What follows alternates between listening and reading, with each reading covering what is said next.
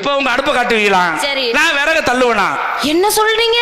4 அடுப்பு வச்சிருக்கேன். என்னென்ன அடுப்பு? 4 அடுப்பு வச்சிருக்கேன். கரண்ட் அடுப்பு, கேஸ் அடுப்பு, விறகு அடுப்பு, மண்ணெண்ண அடுப்பு. இப்ப கரண்ட் இருந்தா தான் சமைக்க முடியும். கரண்ட் இல்லாட்டி கேஸ் அடுப்புல சமைப்பேன். கேஸ் அடுப்புல சிலிண்டர் தீர்ந்து போச்சு. மண்ணெண்ண அடுப்புல சமைப்பேன். மண்ணெண்ண அடுப்புல மண்ணெண்ண தீர்ந்து போச்சு. ஆடா நம்மள்ட்ட ஆதி காலத்துல இருந்தே ஒரு அடுப்பு இருக்கு, விறகு அடுப்பு. 3 கல்லு.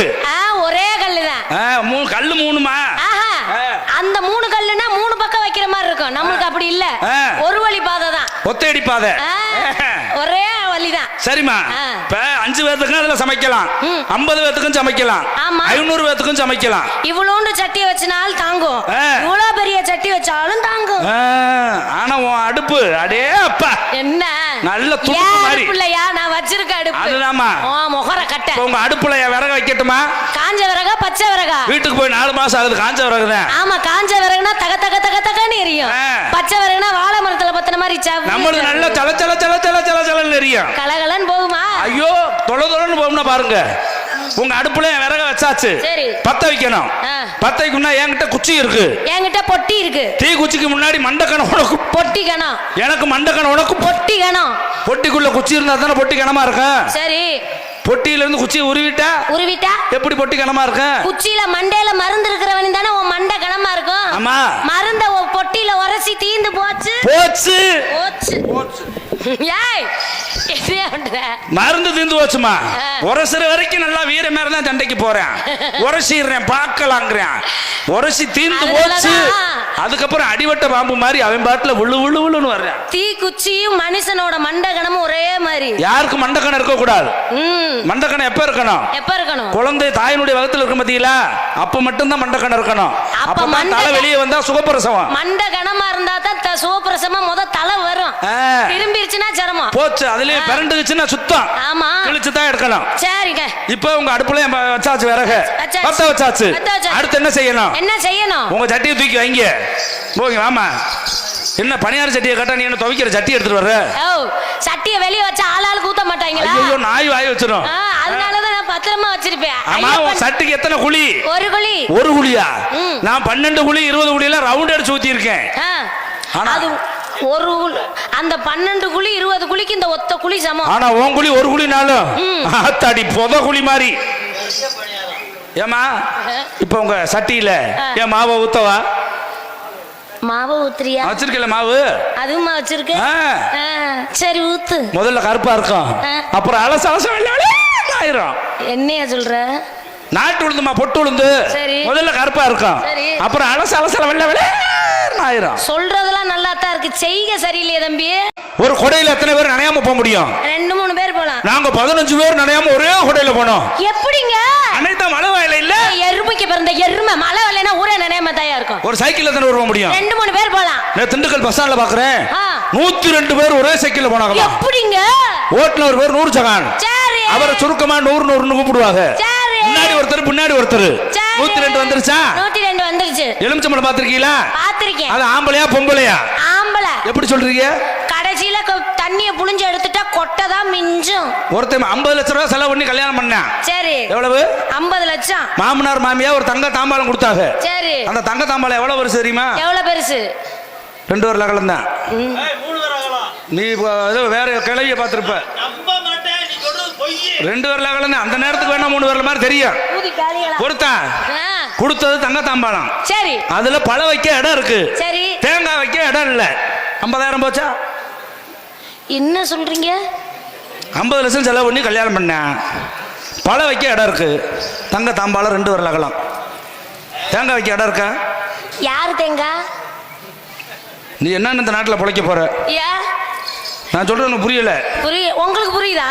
சரிம்மா, பொண்ணு இல்லாம ஏன் தங்கம் தானா?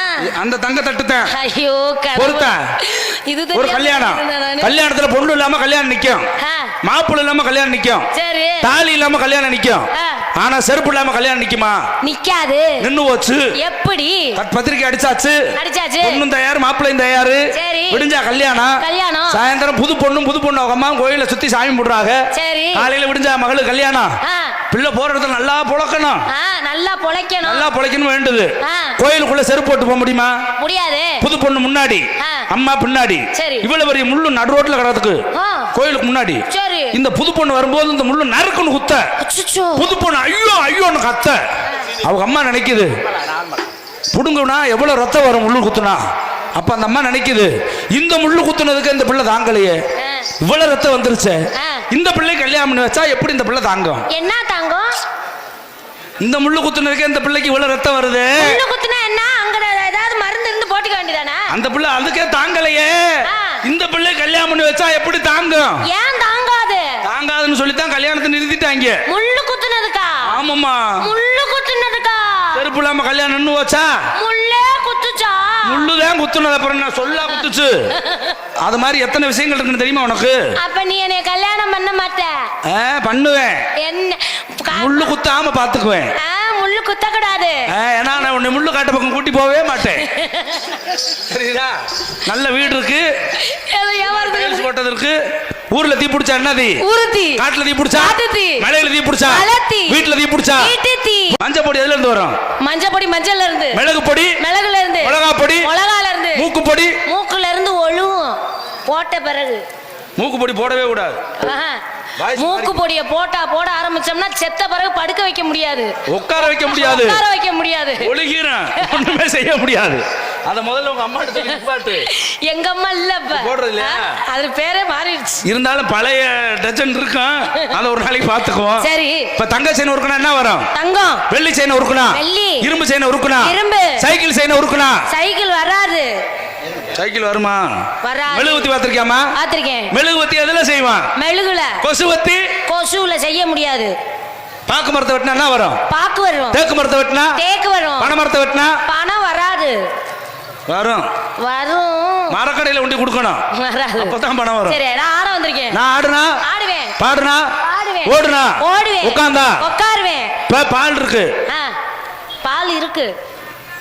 பால் முதல்ல ஆடை இல்லாம இருக்கும்போது பாலாடை, சாதா பால். மேல ஆடை கட்டிட்டா பாலாடை, ஆடைப்பால். ஆடைப்பால். இப்ப பால் குடிக்கும் போது எப்படி குடிக்கணும்? பாலை வாயில வச்சு குடிக்கணும். அது தெரியும். ஆடை நீக்கி குடிக்கட்டுமா அப்படியே குடிக்கட்டுமா? நானே நீக்கி விடுறேன், நீ குடிச்சிட்டு கிளம்பு. அதுதான் நல்லது. பசி ஆத்தி விட்டா சரி. சரி. இப்ப ஒரு கண்ணாடி கிளாஸ், ஒரு சாதா கிளாஸ், ஒரு கப்பு. சரி. இதுல எது ஆம்பளை எது பொம்பளை? இதுல எப்படியா கண்டுபிடிக்க முடியும்? என்ன மச்சியா, கண்ணாடி கிளாஸ் தொட்டு பாருங்க, கிண்ணு இருக்கான், அதான் ஆம்பளை கிளாஸ். நீங்க கையில வச்சிருக்க பாத்தீங்களா, தொள்ளன்னு இருக்கும், அதான் பொம்பளை கப்பு. இப்ப தெரியுதா மாப்பிள்ள?